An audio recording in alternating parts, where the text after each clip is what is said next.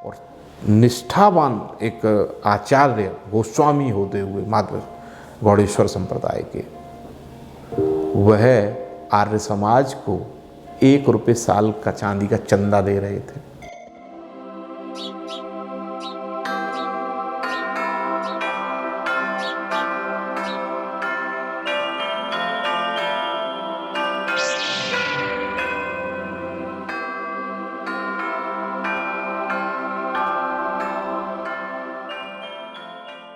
इतिहास और पुरातत्व की दृष्टि से वो अलग अलग कुछ नाम हैं जिन्होंने बहुत महत्वपूर्ण कार्य किया है।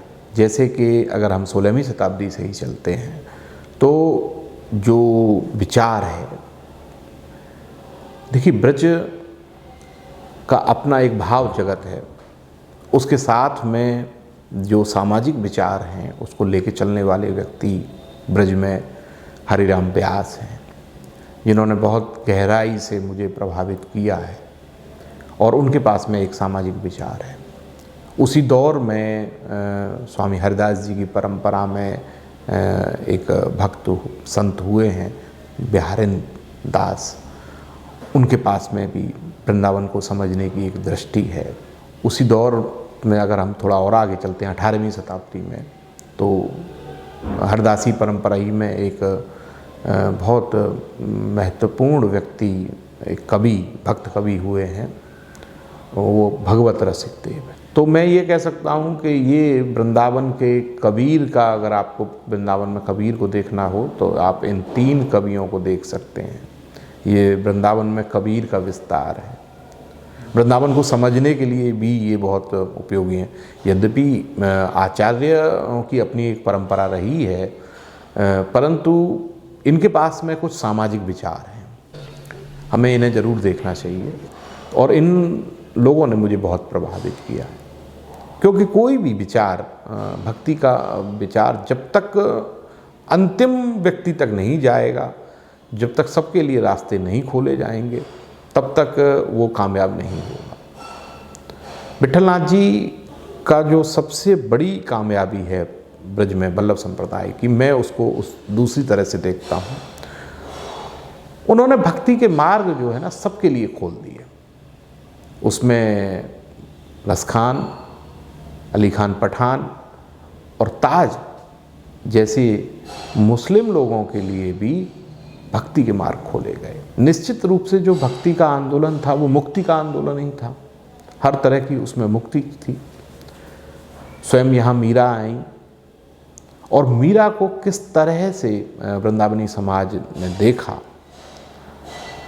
ये इसके अगर आपको समझना है तो व्यास जी से ज़्यादा अच्छा जो है, हरिराम व्यास जी के साहित्य से ज़्यादा अच्छा आप समझ नहीं सकते। तो ये तो वो दौर था 18वीं शताब्दी तक। उसके अलावा यहाँ पे वृंदावन के इतिहास को अगर हम खास देखेंगे तो एक यहाँ पे 19वीं शताब्दी के लगभग में एक कवि हुए जिन्होंने सबसे पहले अंग्रेजी राज व्यवस्था के गुण दोषों का विवेचन किया। हिंदी का वो शायद पहला ही कवि है जिसने अंग्रेजी राज व्यवस्था के गुण दोषों का विवेचन किया। वो वृंदावन का एक स्थानीय अल्पज्ञात इतिहासकार कवि था, उसका नाम था गोपाल राय। उसके 2 बड़े महत्वपूर्ण ग्रंथ, एक तो वृंदावन धामानुरागावली जो वृंदावन का नगरीय इतिहास है, विक्रम संवत 1900 में उसने वो पूरा किया था, और विक्रम संवत 1885 के लगभग उसने एक बहुत महत्वपूर्ण ग्रंथ लिखा जो एक तरह का अपने युग का ब्रज का कोश है, दंपति वाक्य विलास। उसमें समाज व्यवस्था और राजनीति, जाति, व्यापार सबके बारे में उसमें लिखा गया है। तो ये 2 महत्वपूर्ण ग्रंथ गोपाल राय के हैं ब्रज को समझने के लिए, और जो बहुत महत्वपूर्ण है।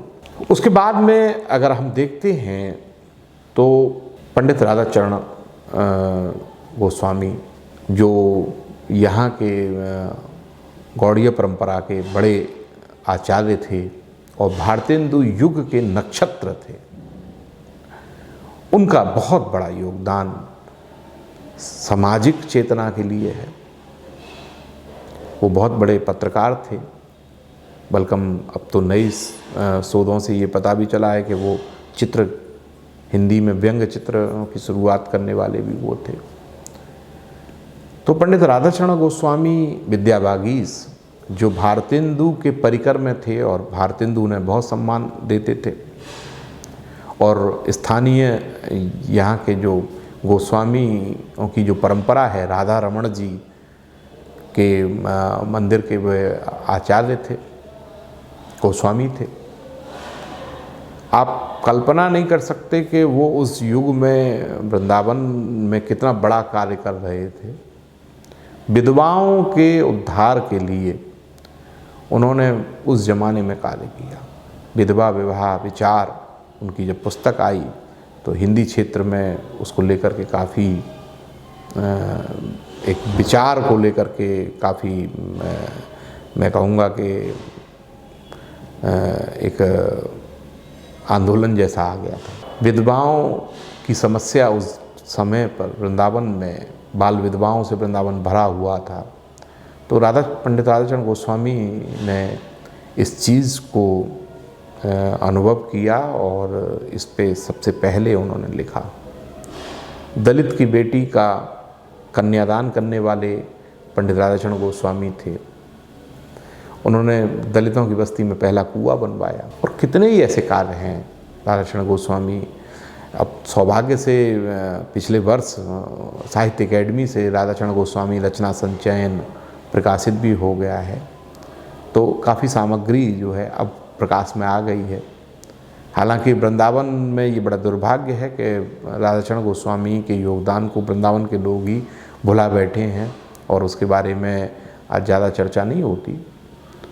तो ये तीसरे चौथे व्यक्ति ऐसे थे जिन्होंने मुझे सबसे ज़्यादा प्रभावित किया, राधाचरण गोस्वामी जी ने। और मुझे क्या, पूरे हिंदी साहित्य को एक समय ऐसा था कि जब प्रेमचंद ने ये कहा प्रसाद जी से कि आप हमेशा इतिहास के गड़े मुर्दे उखाड़ते हैं अपने साहित्य में, कुछ समसामयिक लिखिए, तो उन्होंने कंकाल एक उपन्यास लिखा। और कंकाल उपन्यास में गोस्वामी कृष्ण शरण के रूप में राधाचरण जी के चरित्र को उसमें पेश किया गया है। तो प्रसाद जैसा हिंदी के एक श्रेष्ठ कवि, एक श्रेष्ठ नाटककार, उनसे कितना प्रभावित हुआ। जबकि गोस्वामी जी का निधन हो चुका था तब तक जब कंकाल लिखा गया है, तो उनके बाद में भी हिंदी जगत में गोस्वामी जी की कितनी बड़ी छाप थी। भारत के स्वतंत्रता संग्राम में भी गोस्वामी जी का एक बहुत महत्वपूर्ण भूमिका है। हालांकि 1915 में महात्मा गांधी अफ्रीका से लौटे और सक्रिय हुए, उससे पहले राधाचरण जी काफ़ी काम कर चुके थे यहाँ पे वृंदावन के स्तर। 1919 में भी जब पंजाब के अमृतसर में जो जलियांवाला कांड हुआ, तो वृंदावन से जब राधाचरण गोस्वामी मथुरा गए अपनी गिरफ्तारी देने के लिए, तो युवा का एक बहुत बड़ा वर्ग उठ खड़ा हुआ इस बात को लेकर के कि पंडित राधाचरण गोस्वामी जैसा वृद्ध व्यक्ति, जब वो वृद्ध थे, मथुरा में आ सकता है गिरफ्तारी देने के लिए, तो हम युवाओं को क्यों नहीं जाना चाहिए। तो मैं कहूँगा कि वो एक बहुत महत्वपूर्ण एक क्षण था जब मथुरा और वृंदावन के हजारों युवा उस वृद्ध व्यक्ति के पीछे खड़े हो गए थे। तो एक विलक्षण प्रतिभा थी राधाचरण गोस्वामी। आप कल्पना करिए कि एक सनातनी परिवार में और निष्ठावान एक आचार्य गोस्वामी होते हुए माधव गौड़ेश्वर संप्रदाय के, वह आर्य समाज को 1 रुपये साल का चांदी का चंदा दे रहे थे, क्योंकि वो जानते थे कि नवजागरण काल का ये जो दौर है, इसमें हमारी जो हिंदू परंपराओं में जो एक प्रकार का आडंबर आ गया है, उससे लड़ने के लिए आर्य समाज ज़रूरी है।